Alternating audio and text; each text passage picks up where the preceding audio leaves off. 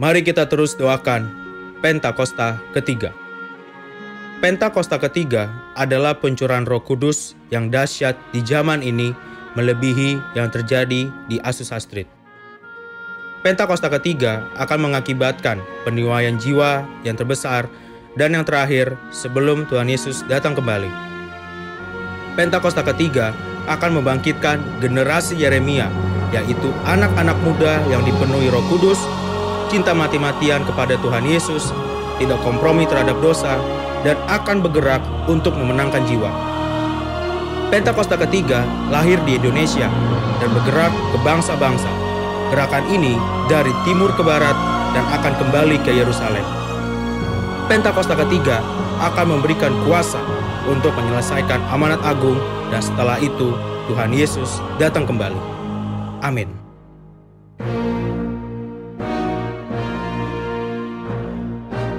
Restorasi Pondok Daun.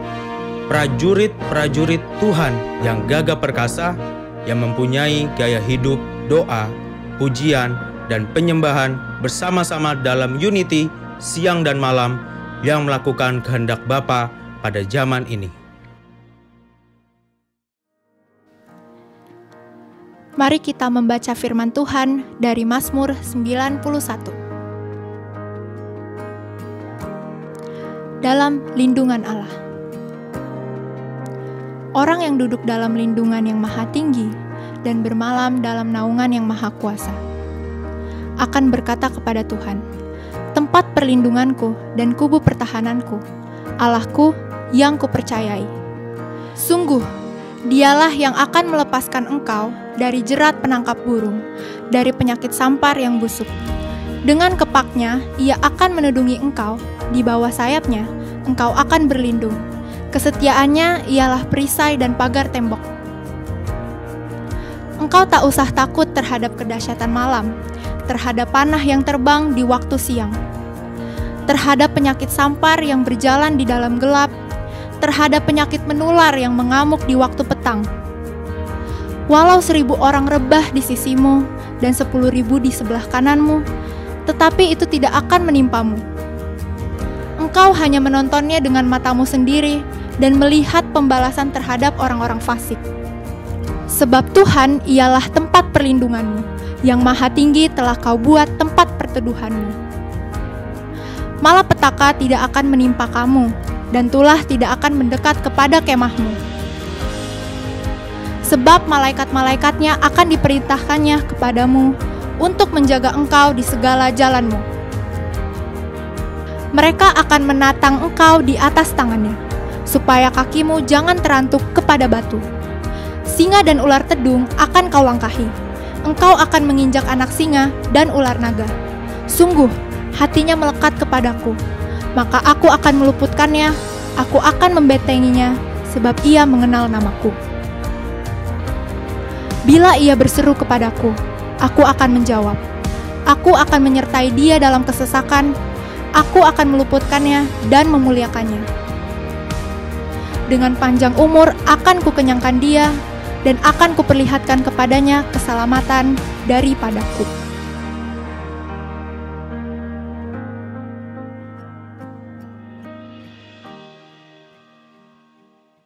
Shalom, selamat beribadah tubuh Kristus. Tuhan memberkati kita semua hari ini. Selamat menikmati lawatan Tuhan. Sebelum itu mari kita bersatu di dalam doa. Ya Aba, ya Bapa, kami datang di hadapan tata kasih karunia-Mu Tuhan. Kami mengucap syukur buat hari yang Kau beri. Kami mengucap syukur atas tangan yang perkasa yang menopang hidup kami Tuhan. Pagi hari ini Tuhan, kami datang membawa doa-doa kami kepadamu. Kami mohon belas kasih Tuhan.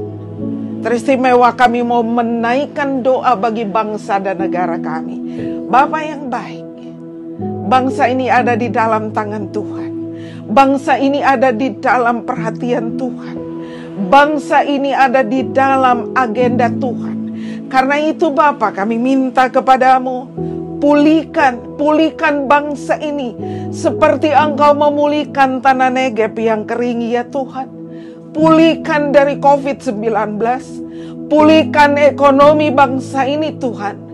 Pulihkan Tuhan, dan Engkau berikan roh takut akan Tuhan kepada pemimpin bangsa ini, Bapak Presiden, Wakil Presiden, jajaran menteri kabinet yang ada di dalamnya, bahkan sampai RT RW Tuhan. Berikan roh takut akan Tuhan di dalam nama Tuhan Yesus. Sungguh Engkau Allah yang perkasa Tuhan. Tidak ada yang dapat melawan Engkau. Ketika Engkau berkehendak, maka jadilah menurut kehendak-Mu. Bapa yang baik, kami bersatu hati. Kami menolak, bahkan kami mau berkata di dalam nama Yesus, virus COVID-19 kering dari bangsa ini di dalam nama Yesus. Virus COVID-19 kering di dalam nama Yesus. Terjadilah Tuhan. Kami bersuka cita, kami memuji nama-Mu yang besar. Sebab hanya Engkau yang sanggup memulihkan bangsa ini. Hanya Engkau yang sanggup memulihkan kami Tuhan di dalam nama Yesus. Darah-Mu itu adalah vaksin yang paling ampuh. Darah-Mu Kristus adalah penyembuh bagi kami. Bapa, kami minta Tuhan, darah Kristus yang penuh dengan bilur kesembuhan itu mampir, bahkan ada di setiap orang yang terpapar COVID-19 Tuhan. Bercampur dengan darah mereka, terjadilah kesembuhan. Terjadilah kesembuhan mereka yang sedang isoman Tuhan. Mereka yang ada di rumah-rumah sakit, Bapak, jamah lawat mereka Tuhan. Sembuhkan mereka di dalam nama Yesus. Kami menolak kematian massal lagi Tuhan di dalam nama Yesus. Tetapi biarkan pertobatan massal terjadi hari-hari ini. Bapak, kami serahkan bangsa ini ke dalam tangan-Mu. Kami berdoa untuk TNI Polri Tuhan, berikan mereka kekuatan Tuhan untuk menjaga NKRI ini di dalam nama Yesus, sehingga tidak ada lagi serangan khilafah Tuhan di dalam nama Yesus. Bapak, kami serahkan bangsa ini ke dalam tangan Tuhan. Berdaulatlah atas bangsa ini. Demikian juga kami serahkan pemimpin-pemimpin gereja-Mu Tuhan. Demikian juga dengan Bapak Gembala pembina kami Tuhan, Bapak Dr. Insinyur Niko Nyoto Raharjo bersama dengan wakil dan keluarga besar mereka. Bapak, lawatan-Mu terjadi, kekuatan-Mu Tuhan, pewahyuan demi pewahyuan Engkau turunkan bagi hamba-Mu ini Tuhan, untuk membawa umat Tuhan kepada perkenanan Tuhan, membawa umat Tuhan memiliki integritas yang menyukakan hati Tuhan. Demikian juga dengan Bapak Gembala Rayon kami, Pak Wiwi Komulyono bersama dengan wakil dan keluarga besar mereka. Kami percaya Lipo, Cikarang dan sekitarnya pasti dilawat Tuhan. Di dalam nama Yesus kami menyerahkan juga gembala sidang kami, Bapak Riki Budianto bersama dengan keluarganya Tuhan. Bahkan tim penggembalaan Tuhan kami serahkan juga, Pak Lim Arianto Tuhan, Pak Endi Silaban Tuhan, Pak Ronald dan juga Pak Joko Tuhan. Kami serahkan ke dalam tangan Tuhan. Ada keunitian sehingga kami umat Tuhan boleh mendengarkan tuntunan Tuhan lewat tim penggembalaan yang terus dipimpin oleh Bapak Gembala kami. Berikan mereka kesehatan Tuhan di dalam nama Yesus. Berkati keluarga mereka. Dan kami minta Tuhan, tudung api-Mu menudungi semua hamba-hamba Tuhan di tubuh-Mu GBI Grand Wisata Tuhan, Ibu Mita Tuhan, bahkan wakil-wakil gembala, semua gembala-gembala kul Tuhan, guru-guru sekolah minggu, para pendoa, semua ada dalam cover Tuhan. Di dalam nama Yesus kami menolak Tuhan COVID-19 Tuhan. Bagi para pengerja-Mu Tuhan, semua mereka sehat di dalam nama Tuhan Yesus. Bapa, terima kasih. Kami percaya Tuhan, anak-anak mulai dari sekolah minggu sampai anak-anak muda-Mu, bahkan Tuhan setiap orang tua mendapatkan pewahyuan dari Tuhan hari-hari ini untuk semakin mendekat kepada-Mu Bapa. Kami bersyukur hari ini, kami percaya ada pewahyuan yang Kau akan sampaikan lewat hamba-Mu, lewat kebenaran firman Tuhan. Biarlah isi hati Tuhan Engkau curahkan kepada hamba-Mu ini Tuhan. Perkataannya adalah perkataan Kristus yang akan membangkitkan kami, yang akan menguatkan kami di hari-hari di mana badai begitu menghantam kami Tuhan. Bapa, terima kasih. Terima kasih Tuhan. Sungguh kami percaya kuasa-Mu nyata, lawatan-Mu terjadi. Terjadilah Tuhan, terjadilah Tuhan di dalam nama Yesus. Haleluya, haleluya. Semua yang telah berkemenangan katakan haleluya. Amin, amin, amin. Shalom Bapak Ibu Saudara yang dikasihi Tuhan. Selamat hari Minggu. Kita kembali beribadah pada saat ini bersama dengan keluarga. Kita memuji, menyembah Tuhan sebab Dia Allah yang sanggup mengubahkan kehidupan kita. Dia Allah yang sanggup menyediakan berkat di dalam kehidupan kita dan saudara. Haleluya. Bersama-sama kita kasih tepuk tangan yang paling meriah buat Tuhan Allah kita. Haleluya. Oh.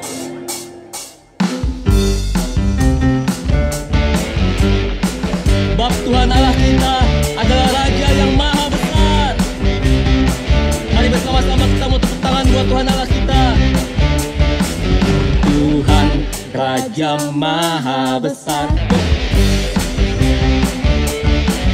Mari datang menyembah Dia. Tuhan Raja maha besar. Mari datang menyembah Dia. Katakan, Dia pencipta dunia ini, Dia membentuk gunung-gunung. Kehadirannya datanglah, nyanyi bersyukur padanya. Dengan bersuka bernyanyilah, Dia batu keselamatan, puji Dia. Tuhan Raja maha besar. Dia pencipta, Dia pencipta dunia ini, Dia membentuk gunung-gunung. Kehadirannya datanglah, nyanyi bersyukur padanya. Dengan bersuka bernyanyilah, Dia batu keselamatan, puji Dia. Tuhan Raja maha besar. Tepuk tangan buat Tuhan Allah kita. Tuhan Raja maha besar. Mari datang menyembah Dia. Tuhan Raja maha besar. Mari datang menyembah Dia. Dia pencipta dunia ini, Dia membentuk gunung-gunung. Kehadirannya datanglah, nyanyi bersyukur padanya. Dengan bersuka bernyanyilah, Dia batu keselamatan, puji Dia. Tuhan Raja maha besar. Dia pencipta dunia ini, Dia membentuk gunung-gunung. Kehadirannya datanglah, nyanyi bersyukur padanya. Dengan bersuka bernyanyilah, Dia batu keselamatan, puji Dia. Tuhan Raja maha besar. Tepuk tangan buat Tuhan. Dia pencipta dunia ini, Dia membentuk gunung-gunung. Kehadirannya datanglah, Nyanyikan nyanyi bersyukur padanya. bersama, katakan dengan bersuka bernyanyilah, Dia batu keselamatan, puji Dia. Tuhan Raja maha besar. Sekali lagi katakan, Dia pencipta dunia ini, Dia membentuk gunung-gunung. Kehadirannya datanglah, nyanyi bersyukur padanya.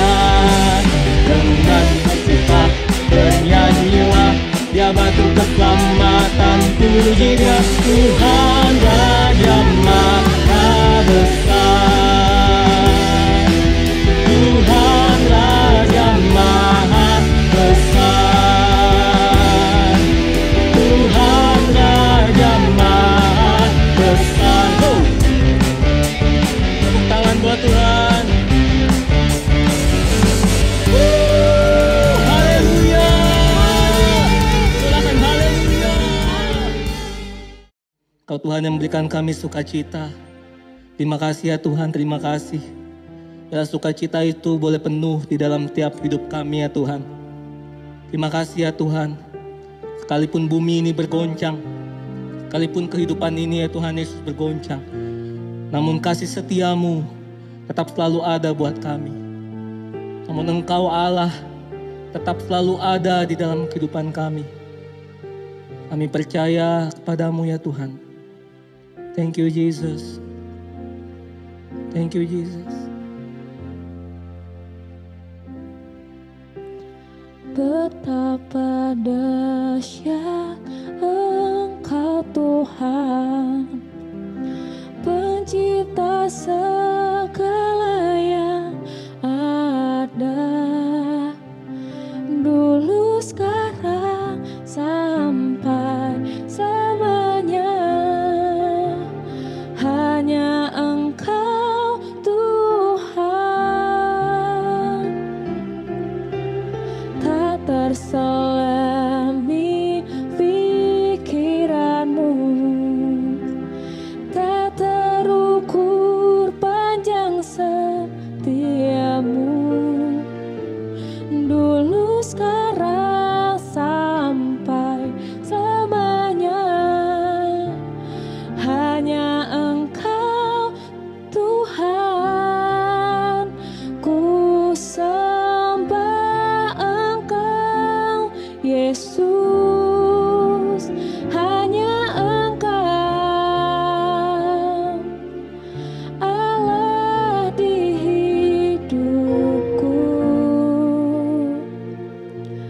tiada yang lain, hanya Kau, hanya Engkau Tuhan, selamanya Kau tetap Allah. Walau dunia semua bergoncang, tak tergoyahkan, Kau tetap Allah.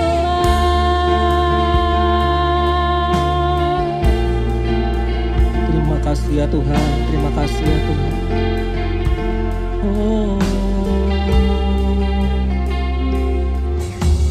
Betapa dahsyat Engkau Tuhan, pencipta segala yang ada, dulu sekarang sampai selamanya.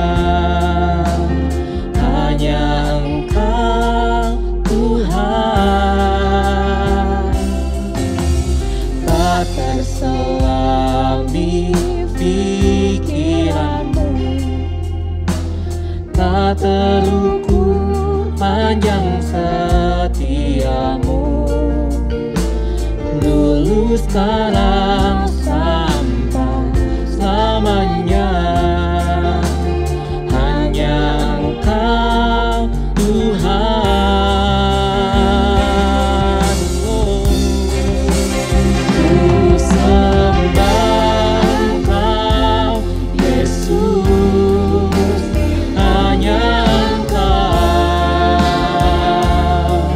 Allah di hidupku,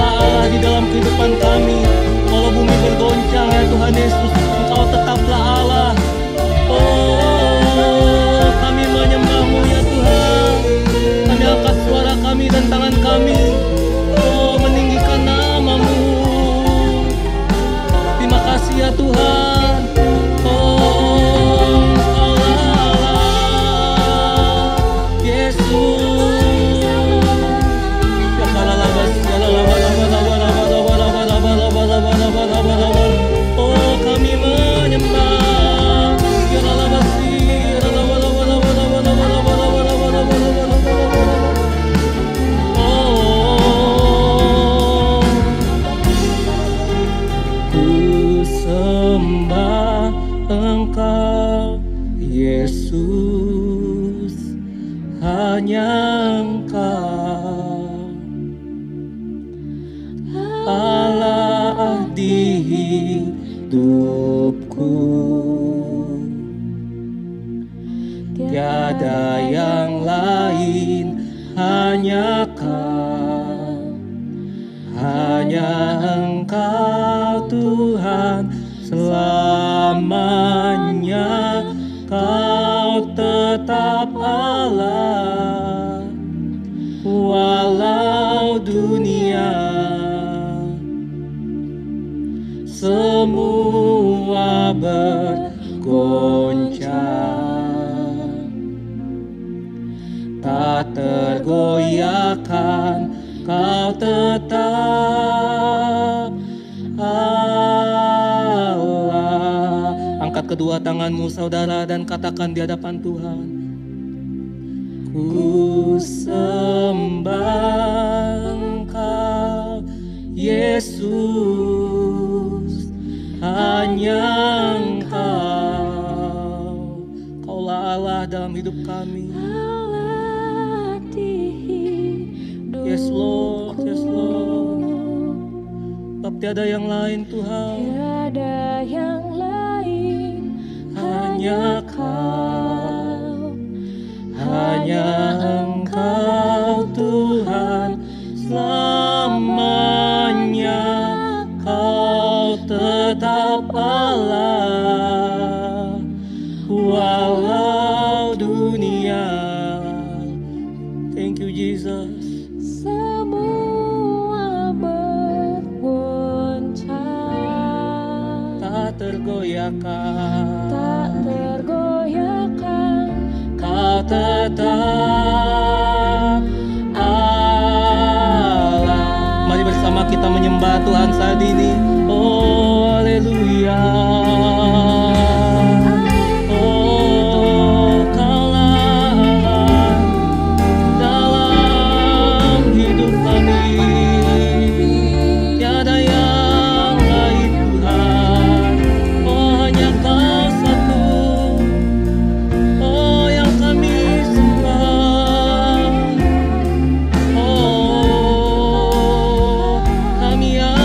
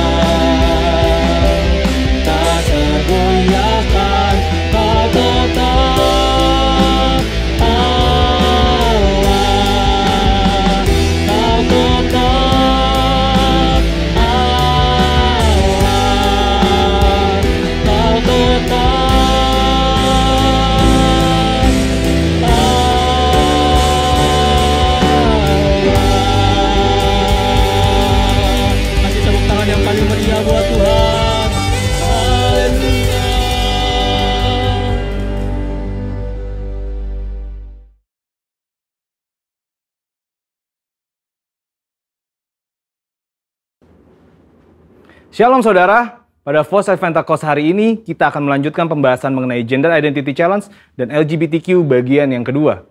Saudara, kita semua harus mengerti bahwa gender identity itu berpengaruh pada perilaku seksual dalam hal ketertarikan fisik dan hasrat seksual seseorang. Maka dari itu kita semua harus mengerti bahwa gender identity seseorang harus benar terlebih dahulu, baru kita bisa membahas mengenai ketertarikan fisik dan hasrat seksual seseorang termasuk yang menyimpang seperti LGBTQ. Agar saudara lebih mengerti, ada perbedaan antara ketertarikan fisik dengan hasrat seksual. Ketertarikan fisik merupakan perasaan ketertarikan kepada seseorang karena faktor biologis atau secara fisik seperti penampilan, wajah, bentuk tubuh, suara, bau tubuh, tatapan, dan sebagainya yang bisa terjadi sesaat atau untuk waktu yang lama. Tapi yang saudara harus ketahui bahwa tidak selalu objek yang membuat ia tertarik selalu lawan jenis. Contohnya, ada seorang anak cowok yang ngefans banget sama boyband K-pop karena suara dan performa panggungnya. Sedangkan hasrat seksual adalah tindakan untuk merealisasikan ketertarikan fisik, baik itu bisa di dalam pikiran atau secara fisik berhubungan seksual. Ini merupakan suatu pilihan mau dilakukan atau tidak. Hasrat seksual yang sah hanya dapat dilakukan antara laki-laki dan perempuan yang sudah menikah. Dari sini kita bisa melihat bahwa gender identity merupakan kunci sebelum memasuki tahapan ketertarikan fisik dan hasrat seksual. Jika gender identity-nya sudah terjadi penyimpangan, maka secara otomatis ketertarikan fisik dan hasrat seksualnya terjadi penyimpangan. Jika ketertarikan fisiknya sudah benar sesuai organ reproduksi seksualnya, maka untuk merealisasikan hasrat seksualnya pun harus benar, yaitu hanya boleh dalam pernikahan. Sampai di sini terlihat sekali bahwa hasrat seksual LGBTQ, baik yang dituangkan dalam bentuk hubungan fisik maupun pikiran seperti fantasi dan juga semua hasrat seksual kaum heteroseksual yang terjadi di luar pernikahan, semuanya adalah salah dan merupakan dosa. Maka dari itu dalam Imamat 18 dan 20 ayat ke-10 sampai ke-21 jelas melarang segala perzinahan dan percabulan, ketertarikan fisik yang tidak wajar, dan pelaksanaan hasrat seksual yang menyimpang kepada orang tua, saudara kandung, saudara tiri, sepupu, sanak saudara, dan bahkan kepada binatang. Lebih lagi, Tuhan Yesus dalam Matius 5 ayat ke-27 sampai 30 menegaskan bahwa jika seseorang memiliki hasrat seksual di dalam hatinya, meskipun belum direalisasikan dalam tindakan fisik, hal tersebut juga adalah dosa. Nah, sampai di sini mungkin saudara bertanya, bagaimana langkah pemulihan bagi mereka yang mengalami Gender Identity Challenge dan LGBTQ? Ternyata langkah pemulihannya sama dengan semua yang jatuh dalam dosa, yaitu bertobat, berbalik dari dosa, dan datang kepada Tuhan Yesus untuk pengampunan dosa, serta memberi diri untuk bertumbuh ke arah Dia.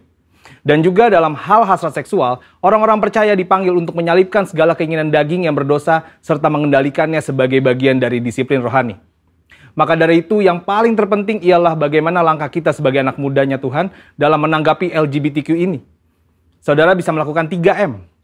M yang pertama adalah mengasihi. Saudara pasti sudah sangat mengerti bahwa kita dipanggil untuk mengasihi sesama, namun mengasihi bukan berarti berkompromi terhadap kebenaran firman Tuhan. Karena tindakan untuk membenarkan perilaku penyimpangan seksual bukanlah tindakan kasih, melainkan tindakan menghancurkan. Untuk itu, GBI sendiri telah memandang disorientasi seksual kaum LGBTQ adalah dosa. Namun, GBI meyakini bahwa kuasa Yesus dan pekerjaan Roh Kudus mampu mengubahkan orang berdosa. Jadi, wujud kasih kita yang benar kepada kaum homoseksual bukan memandang perilaku itu benar berdasarkan hak asasi manusia, namun justru menolong mereka keluar dari perbuatan dosa itu sesuai 1 Korintus 6 ayat 9 sampai ke 11. Selain itu, gereja atau kita sebagai orang percaya dapat menjadi wadah dan sarana yang positif dalam melahirkan pertumbuhan iman dan penguatan nilai-nilai rohani yang baru. M yang kedua adalah membantu. Gereja atau orang percaya dipanggil untuk membantu dengan memberikan pengajaran-pengajaran yang benar mengenai gender identity, batasan ketertarikan fisik dan hasrat seksual, sehingga orang-orang yang bergumul dapat kembali pada gambaran rupa dan gambar Allah sebagaimana Allah menciptakan manusia pada awalnya. Dan M yang ketiga adalah mengingatkan. Sebagai komunitas orang percaya, saudara juga dapat saling mengingatkan bahwa perjalanan hidup orang Kristen adalah mencapai keserupaan dengan Kristus. Yang berarti bahwa proses pengudusan hidup tidak akan pernah berhenti di sepanjang kita hidup di dunia ini. Meskipun ada pilihan berbuat dosa, namun kita memilih untuk menghindari dosa tersebut. Kesimpulannya, Tuhan membenci serta menganggap dosa semua perbuatan zina, cabul, penyimpangan seksual, dan siapapun yang tidak dapat mengontrol hasrat seksualnya. Sebagai komunitas orang percaya, kita tidak dapat terhindar dari orang yang memilih hidup dalam penyimpangan seksual, namun respon dan sikap kita adalah tetap mengasihi mereka, membantu mereka untuk mengendalikan perilaku seksual mereka, serta mengingatkan bahwa perjalanan hidup setiap orang percaya adalah ke arah Kristus. Saudara, untuk penjelasan lengkapnya dari tim teologi kami, silakan cek link yang ada di atas atau scan QR Code yang tersedia. Salam integritas, Tuhan Yesus memberkati.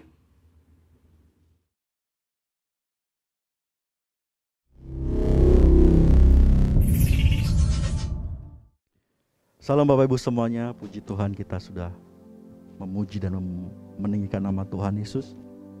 Sebentar lagi kita akan bersama-sama belajar tentang kebenaran firman Tuhan.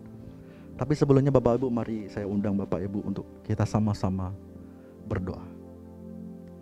Kami bersyukur ya Tuhan untuk kesempatan hari ini. Kami percaya Engkau hadir di tengah-tengah kami. Engkau ada di tempat kami masing-masing Tuhan. Kami percaya Tuhan Roh-Mu bekerja dalam hidup kami, dalam keluarga kami ya Tuhan. Terima kasih Tuhan untuk hadirat-Mu. Terima kasih untuk kehadiran-Mu di tengah-tengah kami Tuhan. Terima kasih kami masih boleh memuji menyembah Engkau. Terima kasih kami masih ada sampai hari ini Tuhan. Tuhan, sebentar lagi kami mau belajar kebenaran firman-Mu. Mari Tuhan, urapi setiap kami. Urapi setiap kami Tuhan.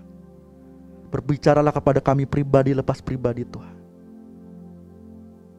Tuhan, mari jamah setiap kami hari ini. Biar Engkau yang mengubahkan hidup kami. Engkau mengubahkan pola pikir kami ya Tuhan Yesus. Ya Roh Kudus, kami undang Engkau untuk bekerja di tengah-tengah kami. Terima kasih Tuhan, terima kasih. Kami siap untuk belajar kebenaran firman-Mu ya Tuhan. Hanya di dalam nama Tuhan Yesus Kristus kami mengucap syukur dan berdoa. Haleluya. Amin. Puji Tuhan Bapak Ibu. Bapak Ibu, saya tahu kita berada di masa-masa yang sulit. Sulit secara rohani maupun jasmani. Banyak pekerjaan sekarang tidak menentu. Bahkan banyak orang yang kehilangan pekerjaannya. Secara rohani kita sangat sulit untuk ketemu, beribadah muka dengan muka. Ini adalah situasi yang tidak gampang Bapak Ibu. Saya percaya kita semua mengalami itu. Tapi juga saya percaya Bapak Ibu, Tuhan kita adalah Tuhan yang setia, yang selalu menyertai kita, yang selalu mengasihi kita. Nah Bapak Ibu, saya berdoa bahwa kita semua tetap dikuatkan. Kita semua tetap dilindungi Tuhan dan diberkati Tuhan. Nah, Bapak Ibu, ada sebuah tools yang Tuhan berikan supaya manusia rohani kita tetap sehat, supaya psikologis kita tetap kuat, jasmani kita tetap kuat menghadapi masa-masa sulit seperti ini. Tools yang saya maksud adalah tentang mesbah keluarga Bapak Ibu. Kita sudah sering mendengar perkataan ini tentang mesbah keluarga. Bahkan Bapak Gembala kita juga sering men-share bahan untuk mesbah keluarga. Tapi ada beberapa hal yang saya ajak untuk Bapak Ibu kita belajar bersama-sama. Mesbah keluarga itu apa sih Bapak Ibu? Mesbah keluarga adalah sikap hidup keluarga yang memiliki waktu khusus untuk menyembah Tuhan bersama-sama sebagai sebuah keluarga. Jadi Bapak Ibu, kita bagus, kita baik jika kita mempunyai waktu khusus secara pribadi dengan Tuhan. Kita memiliki saat teduh dengan Tuhan, itu sangat baik Bapak Ibu. Tetapi mesbah keluarga juga penting Bapak Ibu. Di dalam mesbah keluarga dilakukan bersama-sama seluruh isi keluarga untuk memuji, menyembah Tuhan, berdoa dan belajar kebenaran firman Tuhan.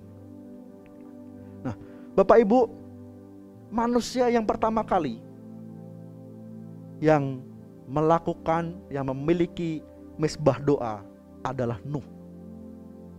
Kita sama-sama tahu bahwa Nuh adalah orang yang diberkati Tuhan, dianugerahi Tuhan, dan keturunannya diberkati Tuhan. Nah Bapak Ibu, mari kita buka Alkitab kita di Kejadian 8 ayat 20 sampai 22. Kejadian 8 ayat 20 sampai 22. Bapak Ibu, kita tahu Nuh juga hidup di masa-masa yang sulit. Mungkin sulitnya berbeda dengan yang kita alami sekarang. Karena pada waktu Nuh hidup, dia hidup di tengah-tengah bangsa, bahkan manusia seluruh dunia. Tidak ada yang mengenal Allah selain Nuh dan keluarganya. Tidak ada yang mengenal Allah selain Nuh dan keluarganya. Saya percaya ini tidak mudah bagi manusia rohaninya Nuh pada waktu itu. Secara jasmani, Nuh juga diolok-olok oleh orang di sekitarnya. Karena dia diperintahkan Tuhan untuk membangun bahtera di atas gunung. Nuh juga mengalami hal yang sulit untuk manusia rohani dan jasmaninya Bapak Ibu. Seperti yang kita alami. Meskipun tantangannya berbeda ya Bapak Ibu. Tetapi Nuh juga mengalami hal yang sama.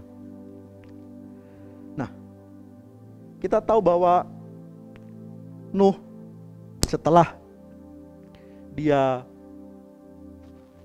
naik bahtera seluruh keluarganya dan air surut, maka yang dilakukan Nuh adalah di ayat ini Bapak Ibu. Kejadian 8 ayat 20 sampai 22. Saya bacakan kepada Bapak Ibu semuanya. Lalu Nuh mendirikan mezbah bagi Tuhan. Dari segala binatang yang tidak haram dan dari segala burung yang tidak haram, diambilnyalah beberapa ekor, lalu ia mempersembahkan korban bakaran di atas mezbah itu. Ketika Tuhan mencium persembahan yang harum itu, berfirmanlah Tuhan dalam hatinya, aku takkan mengutuk bumi ini lagi karena manusia, sekalipun yang ditimbulkan hatinya adalah jahat dari sejak kecilnya. Dan aku takkan membinasakan lagi segala yang hidup seperti yang telah kulakukan. Selama bumi masih ada, takkan berhenti-henti musim menabur dan menuai, dingin dan panas, kemarau dan hujan, siang dan malam. Bapak Ibu, pada waktu Nuh memberikan korban persembahan kepada Tuhan, memberikan korban bakaran kepada Tuhan, maka juga Tuhan berkorban bagi Nuh dan manusia Bapak Ibu. Apa korban Tuhan? Korban Tuhan adalah, firman Tuhan mengatakan, aku takkan mengutuk bumi ini lagi karena manusia.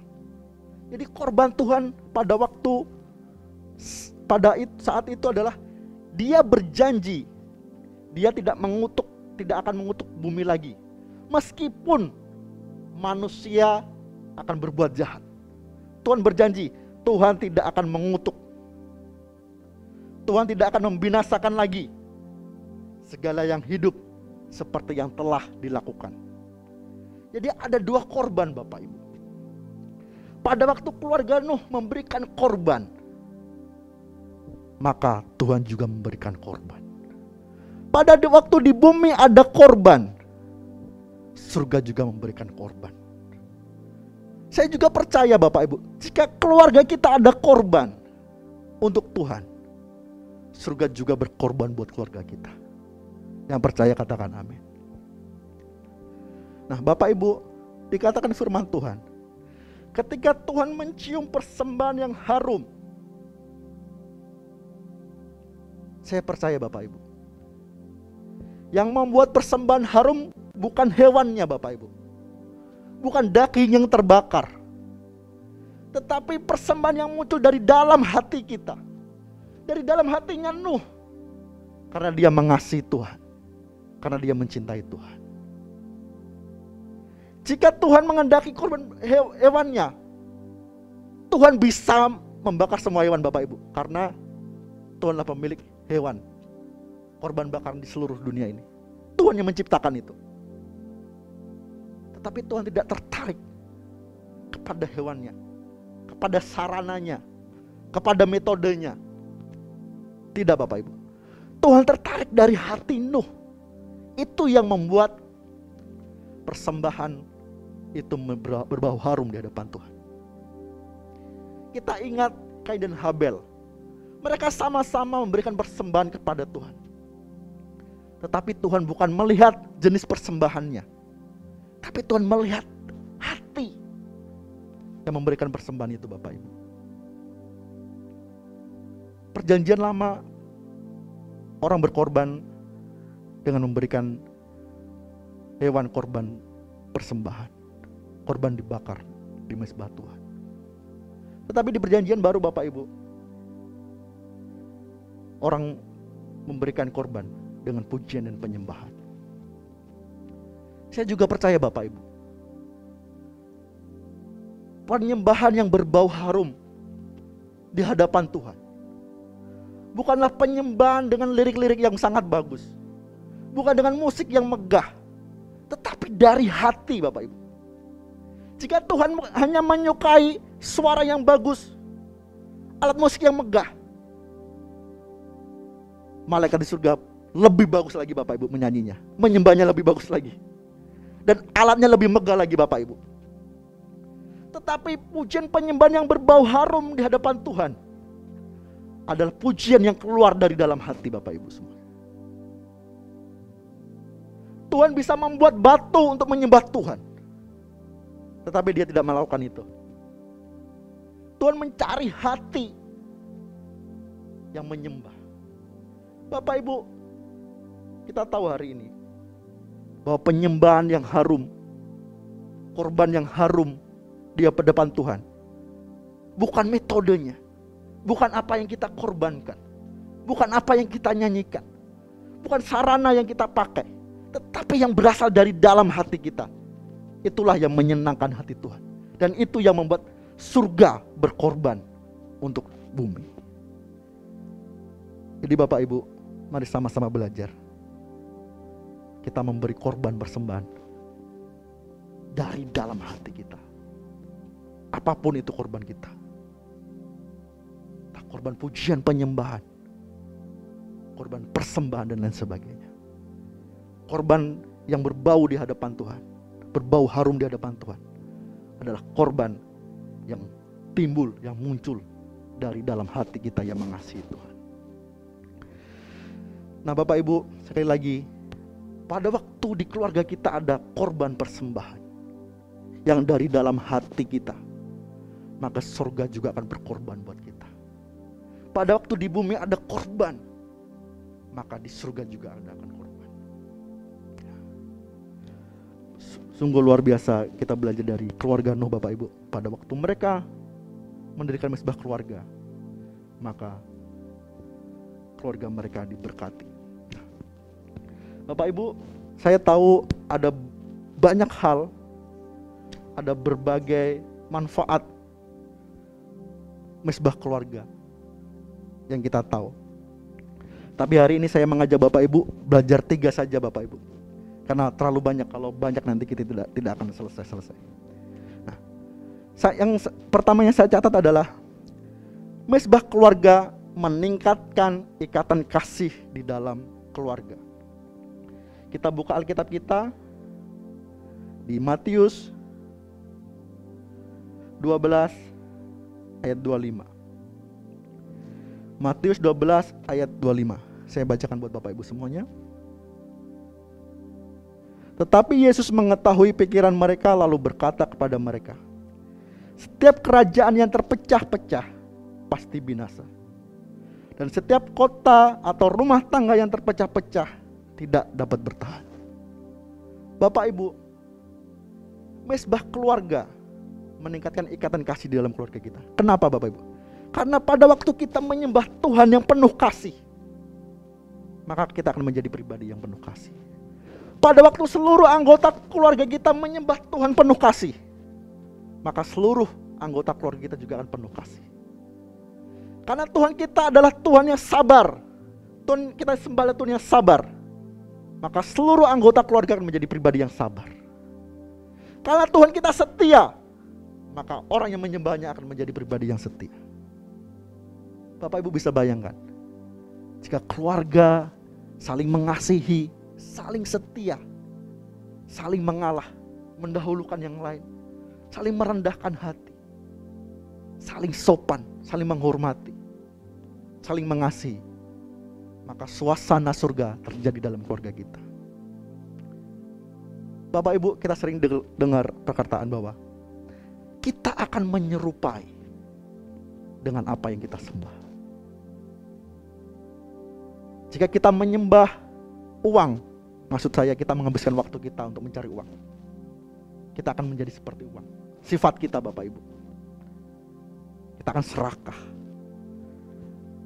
Jika kita menghabiskan waktu untuk pekerjaan kita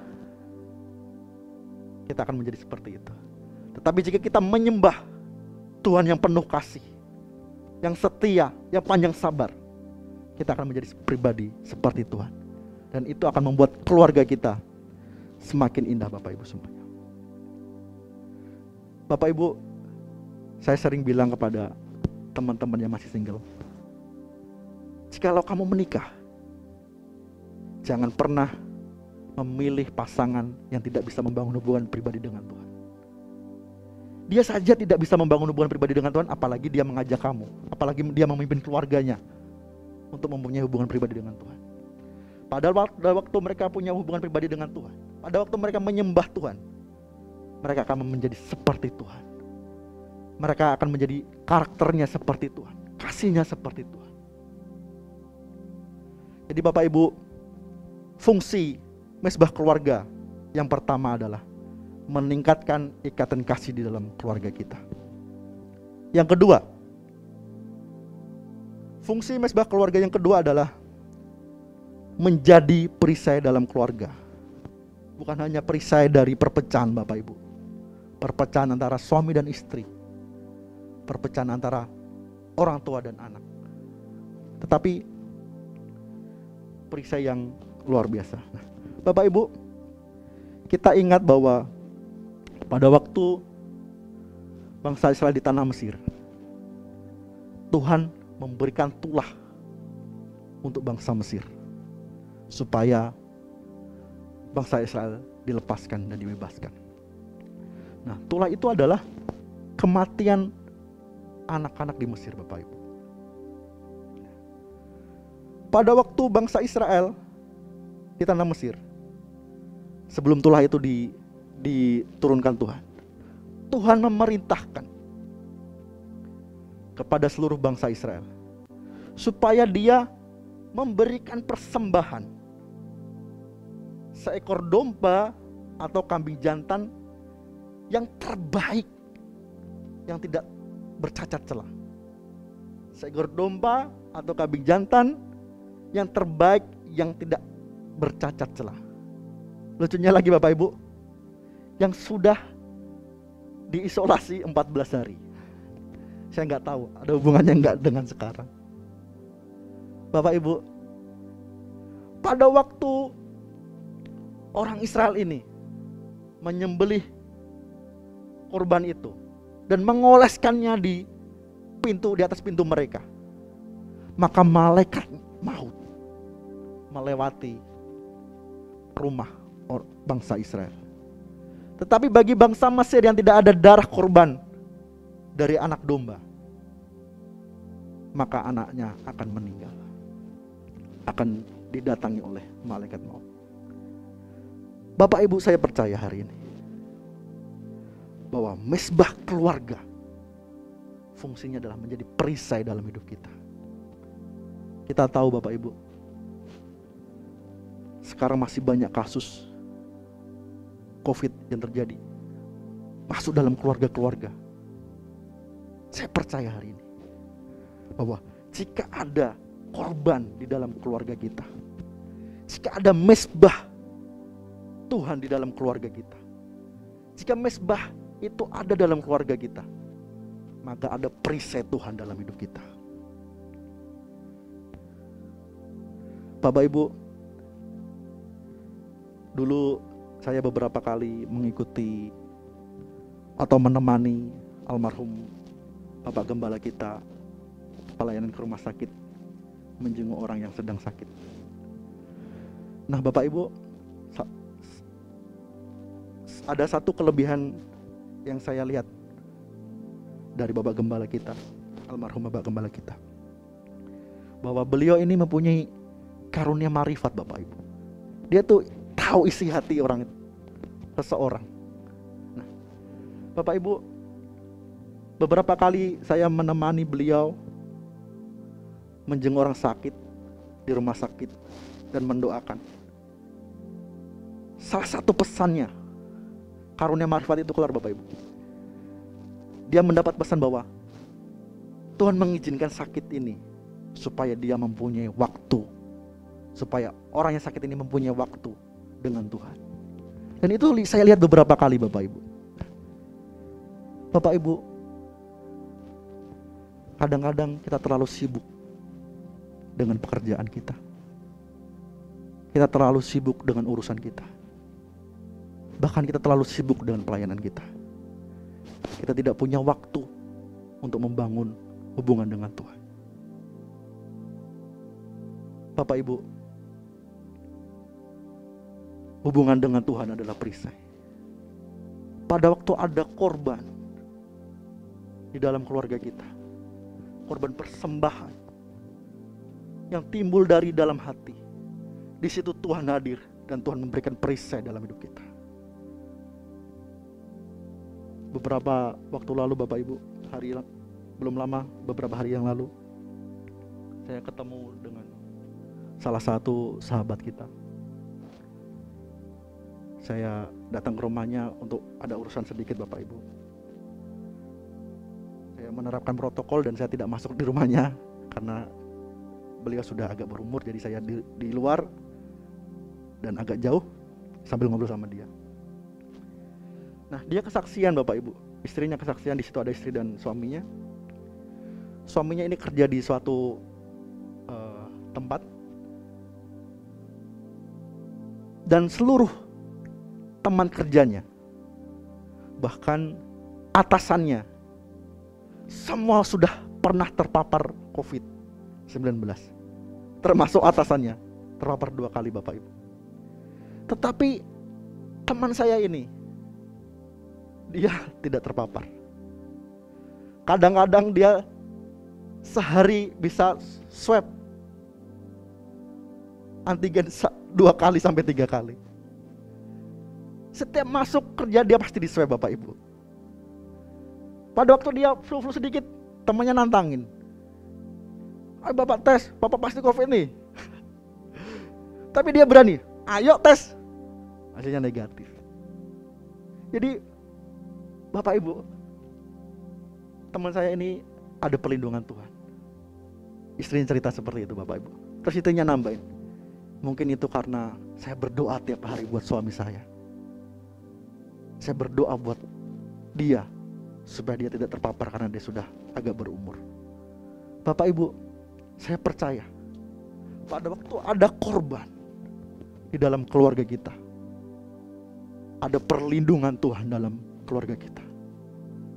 Pada waktu ada korban yang keluar dari dalam hati di keluarga kita, ada korban dari Tuhan untuk melindungi kita. Saya percaya itu Bapak Ibu. Maka dari itu Bapak Ibu, kita belajar membangun mesbah keluarga kita, memberikan korban yang timbul dari hati yang mengasihi Tuhan. Jadi Bapak Ibu, fungsi mesbah keluarga yang kedua adalah menjadi perisai dalam keluarga. Yang pertama adalah meningkatkan ikatan kasih dalam keluarga. Yang kedua, menjadi perisai dalam keluarga. Fungsi mesbah keluarga yang ketiga adalah sebagai bahtera. Kita buka Alkitab kita di Matius 24 ayat 37. Matius 24 ayat 37. Sebab sebagaimana halnya pada zaman Nuh, demikian pula halnya kelak pada kedatangan Anak Manusia. Bapak Ibu, kita tahu bahwa Tuhan memerintahkan Nuh untuk membuat bahtera supaya seluruh keluarganya selamat dari air bah. Dan semua orang yang tidak masuk bahtera akan binasa. Demikian juga pada waktu kedatangan Tuhan Yesus 2 kali nanti Bapak Ibu. Semua orang tidak mengenal Allah. Maka itu tanda-tandanya Tuhan akan datang kedua kalinya. Nah Bapak Ibu, mesbah keluarga juga berfungsi sebagai bahtera untuk seluruh keluarga kita diselamatkan pada hari kedatangan Tuhan. Pasangan kita, anak kita, cucu kita, bahkan keturunan kita, lewat mesbah keluarga akan diselamatkan Tuhan. Kenapa Bapak Ibu? Di dalam mesbah keluarga ada pujian penyembahan kepada Tuhan. Ada firman, kita belajar firman bersama-sama dengan keluarga kita. Ada doa. Melalui mesbah keluarga ada pengenalan akan Tuhan. Ada hubungan yang intim dengan Tuhan. Maka itu yang membuat keluarga kita diselamatkan. Bapak Ibu, seringkali kita memberikan warisan, harta, atau lebih gampang orang di luar Bapak Ibu. Orang di luar memberikan warisan, harta, kekayaan dan lain sebagainya. Mereka bekerja keras. Bekerja 8 jam, 9 jam, bahkan lebih dalam sehari. Untuk memiliki harta, untuk bisa memberikan warisan kepada pasangan dan anak cucunya. Itu tidak salah Bapak Ibu. Tapi kita juga harus tahu bahwa warisan harta, kekayaan itu bisa hilang. Nilainya bisa menurun. Itu tidak kekal Bapak Ibu.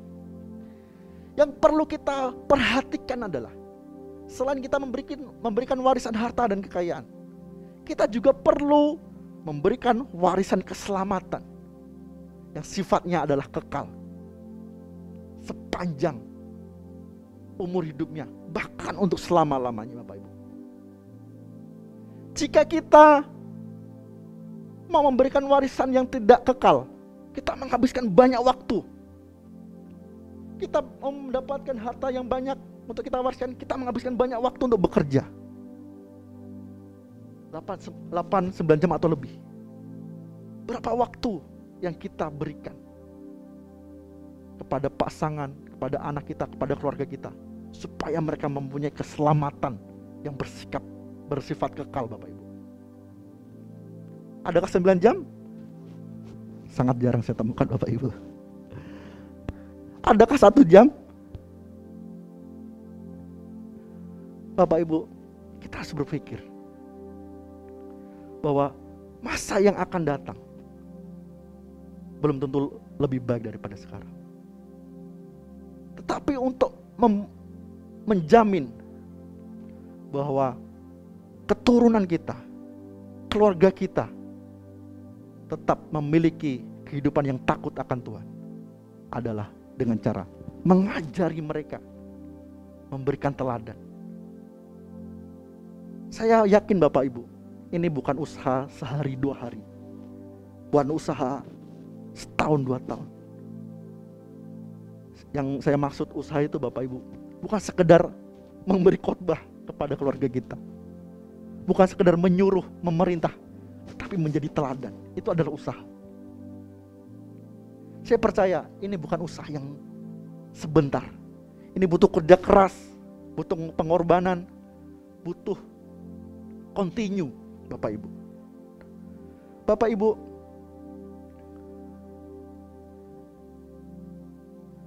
keluarga yang takut akan Tuhan, keluarga yang mengasihi Tuhan, istri dan anak-anak yang mengasihi Tuhan, itu tidak bisa instan Bapak Ibu, muncul tiba-tiba.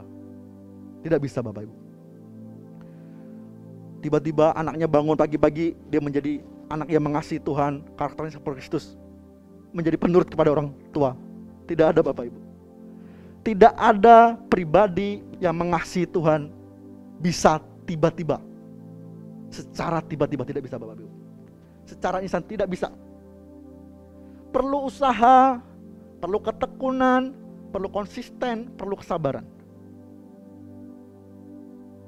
Bapak Ibu, jika kita memberikan waktu kita untuk membangun mesbah keluarga, sama saja itu menyelamatkan anak kita dan keturunan kita.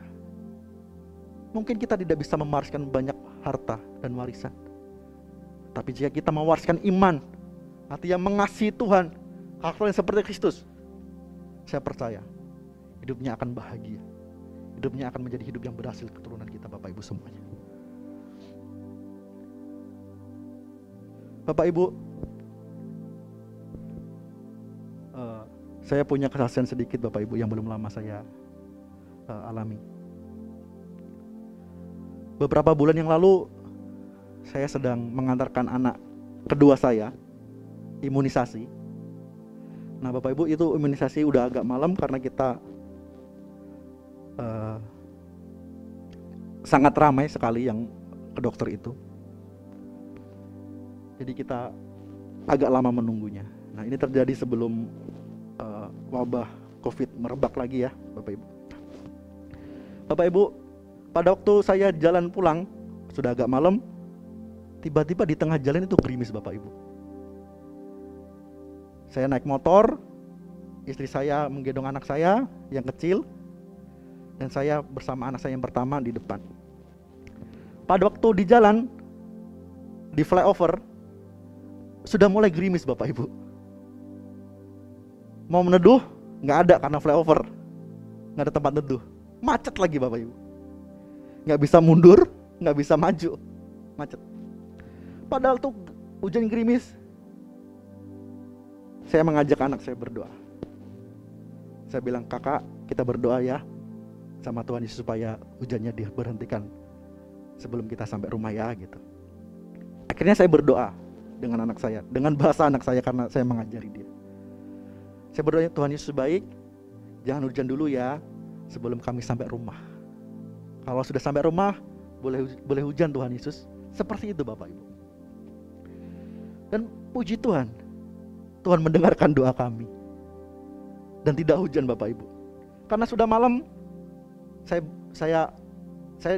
percaya Tuhan mendengarkan doa saya. Saya mampir dulu beli makanan untuk kami bawa pulang. Dan akhirnya sudah selesai beli makan, mau melanjutkan perjalanan. Anak saya yang pertama ini dia masih suka main-main gitu Bapak. Lihat kanan, lihat kiri. Saya bilang, cepat kakak, kita cepat pulang, cepat naik, nanti keburu hujan. Dia bilang, enggak papi, kan Tuhan sudah jauh doa kita papi. Dalam hati saya malu Bapak Ibu. Tuhan Yesus kan hebat. Oh iya itu. Saya katakan kepada anak saya yang pertama, Tuhan Yesus hebat kan kak, dia bisa hentikan hujan gitu. Iya papi gitu.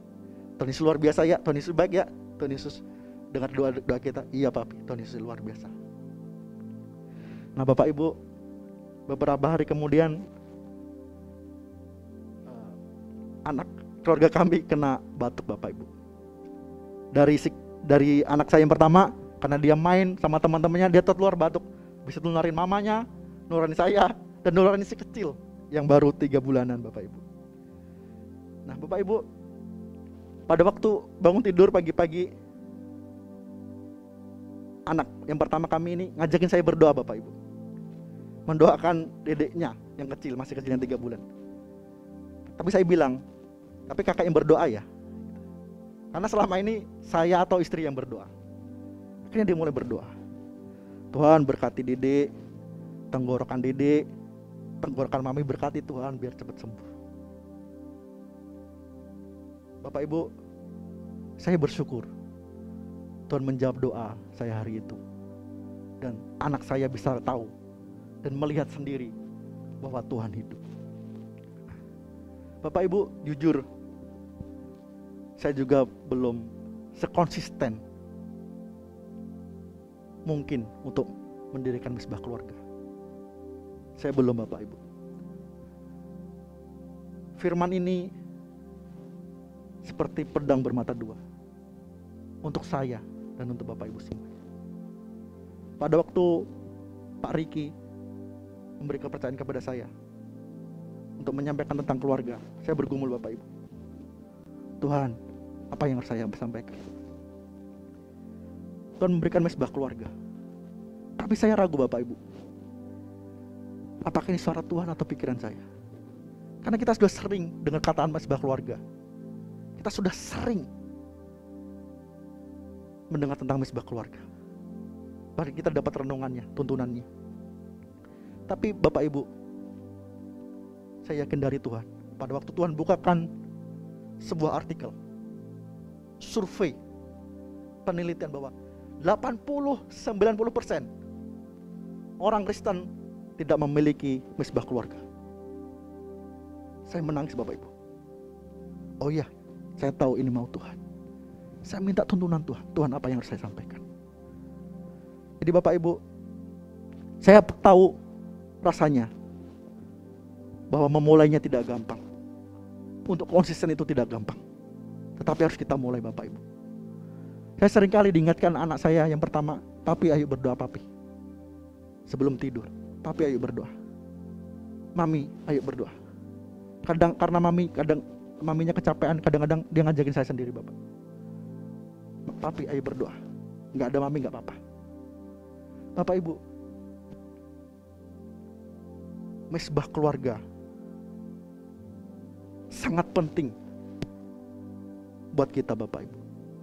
Bukan hanya di masa sulit seperti ini, bukan masa sukar seperti ini, tapi sepanjang umur hidup kita. Pada waktu kita punya misbah keluarga, pada waktu ada korban dalam keluarga kita, ada korban juga dari surga. Pada waktu kita punya misbah keluarga, yang pertama yang kita miliki adalah ikatan kasih di dalam keluarga semakin kuat. Yang kedua, misbah keluarga adalah perisai yang akan melindungi kita. Yang ketiga, misbah keluarga sebagai bahtera untuk keluarga kita, supaya keluarga kita tetap mengalami keselamatan. Bapak Ibu, sekali lagi, survei membuktikan, penelitian membuktikan, 80-90% orang Kristen tidak memiliki misbah keluarga. Saya tidak tahu apakah karena pandemi semakin meningkat, maka orang yang melakukan juga semakin banyak. Tetapi Bapak Ibu, jika hari ini dalam keluarga Bapak Ibu seperti saya belum konsisten melakukannya, saya ajak Bapak Ibu datang kepada Tuhan. Meskipun saya tahu ini tidak gampang, mengajak pasangan, mengajak anak untuk memulai ini, tapi saya percaya kita mampu, kita bisa, karena ada Roh Kudus yang menjadi penolong kita. Saya undang untuk sama-sama kita berdoa. Kami bersyukur ya Tuhan untuk kebenaran firman-Mu hari ini. Terima kasih Tuhan. Tuhan, ampuni kami jika kami belum membangun misbah keluarga dengan baik. Jika kami belum konsisten membangun misbah keluarga ya Tuhan. Tuhan, kami tahu banyak hal yang Tuhan berikan melalui misbah keluarga. Melalui misbah keluarga Tuhan, kami semakin mengasihi satu dengan yang lain di antara keluarga, anggota keluarga. Melalui misbah keluarga Tuhan, Kau memberi perisai kepada kami, perlindungan kepada kami. Melalui misbah keluarga Tuhan, Kau menyiapkan bahtera bagi kami ya Tuhan. Bahtera keselamatan yang menjamin seluruh keluarga kami, bahkan keturunan kami, diselamatkan oleh Engkau ya Tuhan Yesus.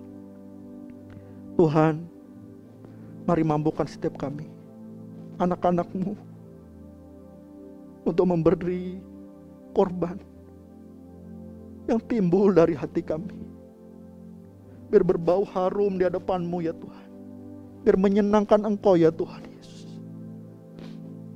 Tuhan, mampukan kami untuk mendirikan misbah keluarga dalam keluarga kami, untuk memberikan korban di dalam keluarga kami ya Tuhan Yesus. Terima kasih Tuhan, terima kasih untuk kesempatan ini, yang di dalam nama Tuhan Yesus Kristus kami kembalikan segala pujian, hormat, kemuliaan hanya bagi nama-Mu. Dalam nama Tuhan Yesus Kristus, haleluya, amin. Tuhan memberkati Bapak Ibu, selamat hari Minggu. Bapak Ibu, mari kita akhiri ibadah kita hari ini. Mari sama-sama kita angkat tangan kita kepada Tuhan. Terimalah berkat dari Allah Bapa yang di surga, perlindungan, kesehatan, penjagaan yang dari Tuhan, dari Allah Bapa kita yang di surga, melalui anaknya Yesus Kristus, dan persekutuan yang manis dengan Roh Kudus dari sekarang sampai selama-lamanya, sampai Tuhan Yesus datang kedua kalinya. Yang di dalam nama Tuhan Yesus Kristus. Haleluya. Amin. Shalom Bapak dan Ibu. Puji Tuhan kalau hari ini kita telah menerima berkat indah dari firman Tuhan, dan saya percaya setiap kita telah diteguhkan. Sebelum saya membacakan beberapa pengumuman sehubungan kegiatan kita di sepanjang minggu, kita akan membawa persembahan kita. Sebelumnya kita mau tundukkan kepala. Bapa di surga, kami berterima kasih untuk kemurahan-Mu, berterima kasih buat anugerah-Mu. Hari ini Engkau memberkati kami dengan firman-Mu, meneguhkan, menguatkan kami. Dan sebentar anak-anak-Mu akan membawa persembahan. Kami percaya Engkau telah meneliti dari tempat-Mu yang maha tinggi, dan Engkau telah memberkati setiap kami. Kami bawa persembahan kami dan penuh ucapan syukur dalam nama Tuhan Yesus Kristus. Haleluya. Amin. Persembahan Bapak dan Ibu bisa ditransfer ke nomor rekening yang tertera pada layar Bapak dan Ibu. Nah, sebagai pengumuman yang pertama, kami mengundang setiap jemaat yang ada untuk masuk dalam menara doa yang akan diadakan pada hari Selasa jam 7 malam. Selanjutnya rumah doa diadakan pada hari Kamis jam 10.30. Dan pada malam harinya sama-sama kami mengundang pria yang ada untuk mengikuti ibadah Primaks, ibadah pria maksimal yang akan diadakan pada jam 19.30. Doa fajar pria hari Sabtu jam 5 pagi. Mengundang setiap pria yang ada untuk bersekutu bersama-sama pada jam 5 pagi di hari Sabtu. Dan minggu depan adalah minggu pertama di bulan Agustus. Ibadah kita akan disertai dengan persepuluhan dan perjamuan kudus. Bapak Ibu mempersiapkan diri, roti dan biskuit atau anggur atau teh ya, untuk sama-sama kita mengikuti prosesi perjamuan kudus. Bapak Ibu yang memerlukan pelayanan KUL, baptisan, penyerahan anak, BP2N atau bimbingan pra dan pasca nikah, dapat menghubungi sekretariat untuk mendapatkan informasi-informasi yang dibutuhkan. Bagi jemaat yang baru pertama kali beribadah online bersama kami di GB Grand Wisata, kami menyambut Bapak dan Ibu, dan jika membutuhkan pelayanan lebih lanjut bisa menghubungi sekretariat. Demikian pengumuman dari kami. Puji Tuhan, tetap semangat, Tuhan Yesus memberkati.